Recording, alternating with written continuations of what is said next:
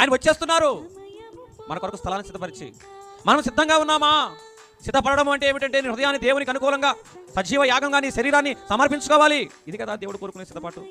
ఒకసారి ఒక సహోదరుడు సువార్త నిమిత్తము ఒక ప్రాంతానికి వెళ్ళాలని ఫ్లైట్ మీద అవన్నీ బుకింగ్ అన్నీ చేసుకున్న వాడిగా ఉన్నాడు. అతడు ఆ యొక్క ప్రయాణ నిమిత్తం ఎంతగానో సిద్ధపడ్డాడు. కానీ అనుకోని ఒక అలసత్వం ఏం చేసిందంటే అతను కొంచెం ఆలస్యం చేసింది. ట్యాక్సీని మాట్లాడుకొని అతడు ఆ యొక్క ఫ్లైట్ని అందుకోవాలని ప్రయత్నం చేశాడు. కానీ దురదృష్టం వెంటాడింది.